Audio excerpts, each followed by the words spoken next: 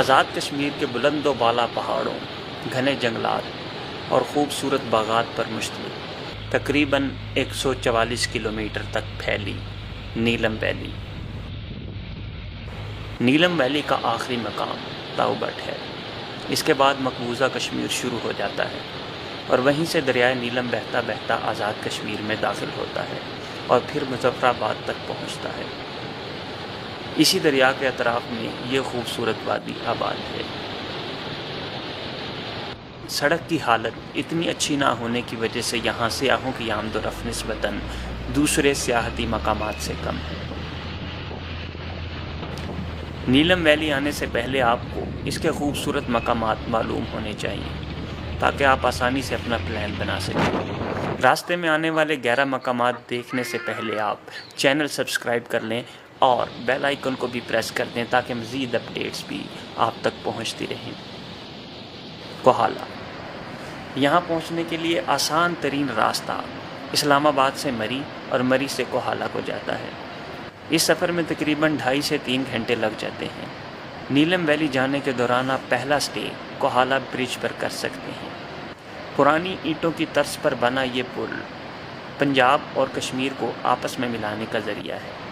آپ کو انٹرٹینمنٹ کے لیے یہاں چائے، پکوڑے، سموسے، سنیکس مل جاتے ہیں، مگر یہ سب چیزیں مہنگی ملتی ہیں۔ چونکہ دریائے نیلم ساتھ میں ٹھاٹھیں مارتا گزر رہا ہوتا ہے، شاید یہ لوگ اس خوبصورت جگہ کی قیمت بھی چائے پکوڑوں کی قیمت میں شامل کر دیتے ہیں۔ مظفر آباد آزاد کشمیر کا دارالخلافہ ہے۔ دریائے نیلم کے اطراف میں پھیلا بہت ہی خوبصورت شہر ہے، جہاں آپ کو دنیا کی ہر سہولت مل جاتی ہے۔ اچھے سے اچھا ہوٹل، اچھا کھانا وغیرہ آسانی سے مل جاتا ہے۔ اگر تو آپ کراچی یا دور سے سفر کر کے آ رہے ہیں تو رات مظفر آباد میں رک سکتے ہیں۔ یہاں سے کشمیر کے مختلف سیاحتی مقامات کو راستے جاتے ہیں، جن میں نزدیک ترین پیر چناسی ہے۔ دھانی آبشار مظفر آباد سے تقریباً 38 کلومیٹر کے فاصلے پر پہلی آبشار آتی ہے۔ یہ 15 میٹر سے بھی زیادہ بلند ہے۔ گرمیوں کے موسم میں میدانی علاقوں کی نسبت یہاں ٹھنڈ ہوتی ہے، لیکن اوپر سے گرتے پانی میں اکثر لوگ نہاتے ہیں اور اپنے یادگار سفر کا خوب لطف اٹھاتے ہیں۔ یہاں تک آپ کے پہنچنے پر آپ کے موبائل کے سگنل ختم ہو جاتے ہیں اور پھر اگلے جتنے دن بھی آپ نیلم ویلی میں ہیں موبائل نیٹ ورک منقطع ہی رہتا ہے۔ یہاں صرف ایس کام کی سم کام کرتی ہے۔ اگر آپ نے اپنے گھر رابطہ کرنا ہو تو صرف ایس کام کے ذریعے ہی کر سکتے ہیں۔ جاگراں واٹر فال دھانی آبشار سے تقریباً 60 کلومیٹر آگے جائیں تو جاگراں واٹر فال آتی ہے۔ اسے کنڈل شاہی آبشار یا کوٹن واٹر فال بھی کہتے ہیں۔ دریا پر موجود یہ کشادہ آبشار آپ کو اپنے سحر میں جکڑ لیتی ہے۔ گزشتہ سال آبشار پر موجود خستہ پل ٹوٹ جانے کا افسوسناک حادثہ بھی پیش آیا تھا، مگر اب یہاں نیا پل بنا دیا گیا ہے۔ یہ پاکستان میں موجود آبشاروں میں سے یکسر مختلف آبشار ہے۔ اس کی اونچائی زیادہ نہیں ہے، مگر چوڑائی میں گرتا پانی ایک سحر انگیز منظر بنا دیتا ہے۔ کیرن سیکٹر وہ جگہ ہے جہاں آپ کو نیلم ویلی کی دوسری جانب مقبوضہ کشمیر نظر آتا ہے۔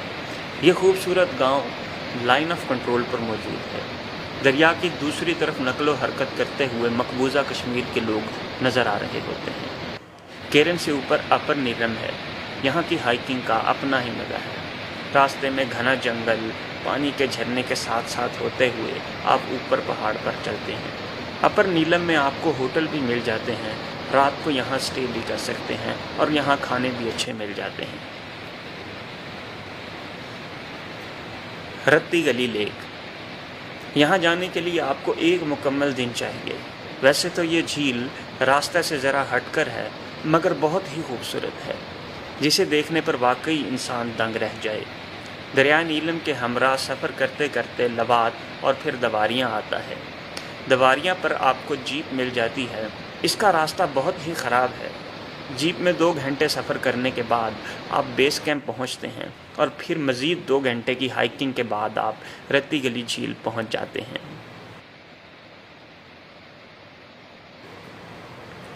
شاردا رتی گلی گھومنے کے بعد آپ رات نیلم ویلی کے سیاحتی گاؤں شاردا میں بھی گزار سکتے ہیں۔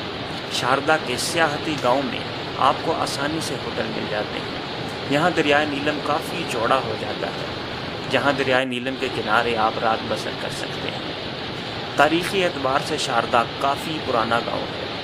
مشہور مسلمان سیاح اور مورخ البیرونی نے بھی اپنی کتاب میں شاردا کا ذکر کیا ہے، جبکہ اہل ہند بھی اس گاؤں کو انتہائی متبرک تسلیم کرتے رہے ہیں۔ کیل۔ شاردا سے صبح کیل کے لیے نکلتے ہیں۔ آگے کی روڈ کی حالت کافی خراب ہے، آپ اپنی گاڑی پر جانے سے پرہیز کریں۔ شاردا سے 4x4 گاڑیاں مل جاتی ہیں جو آپ کو بآسانی کیل تک پہنچا دیتی ہیں۔ یہ سفر دیکھنے والا ہے۔ ایک طرف تو گہری کھائی میں نیچے دریائے نیلم ہوتا ہے اور دوسری طرف بلند و بالا پہاڑ۔ اکثر مقامات پر تو راستہ اتنا تنگ ہو جاتا ہے کہ صرف ایک ہی گاڑی اس راستہ سے گزر سکتی ہے۔ گاڑیاں کراس کرنے کے لیے جگہ ڈھونڈنی پڑتی ہے، اسی وجہ سے اکثر گاڑی ریورس کرنی پڑ جاتی ہے۔ جیسے جیسے آپ اوپر بڑھتے جاتے ہیں، خوبصورتی میں بھی اضافہ ہوتا جاتا ہے۔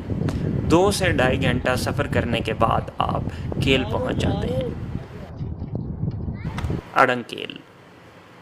کیل اور اڈنگ کیل 2 گاؤں ہیں جو 2 پہاڑوں پر واقع ہیں، یعنی ایک پہاڑ پر کیل ہے اور دوسرے اونچے پہاڑ پر اڈنگ کیل ہے۔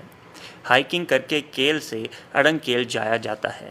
ویسے تو ان کو ملانے کے لیے ایک ڈولی لفٹ بھی موجود ہے، جہاں اپنی باری کے انتظار کے لیے لمبی قطاریں لگی ہوتی ہیں۔ لفٹ میں جانے سے ہائیکنگ 1 گھنٹے سے بھی کم رہ جاتی ہے، لیکن اگر بغیر لفٹ کے جائیں تو 2-2.5 گھنٹے کی ہائیکنگ کے بعد آپ اڈنگ کیل پہنچ جاتے ہیں۔ پہلی دفعہ یا غیر متواتر پہاڑ چڑھنے والے تھک ضرور جاتے ہیں، مگر جیسے ہی وہ اڈنگ کیل پہنچتے ہیں تو خوبصورتی دیکھ کر ان کی ساری تھکن دور ہو جاتی ہے۔ یہاں آپ کو کھانا آسانی سے مل جاتا ہے، مگر یہاں کے کھانوں کا ذائقہ اپنا ہی ہے۔ یہاں آپ کو لاہور یا پنجابی کھانوں کا ذائقہ نہیں ملتا۔ سارے ہوٹل لکڑی کے بنے ہیں، جو یہاں کی قدرتی خوبصورتی میں مزید اضافہ کر رہے ہوتے ہیں۔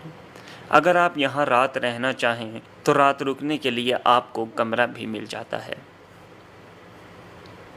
تاؤ بٹ۔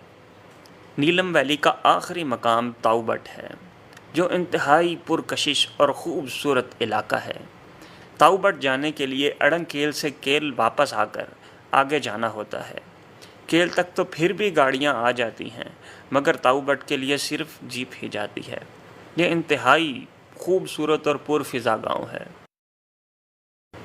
تاؤ بٹ سے آگے مقبوضہ کشمیر شروع ہو جاتا ہے اور دریائے نیلم بھی اس کے ساتھ ہی مقبوضہ ہو جاتا ہے، جہاں اس وادی اور دریا کا نام کشن گنگا ہے۔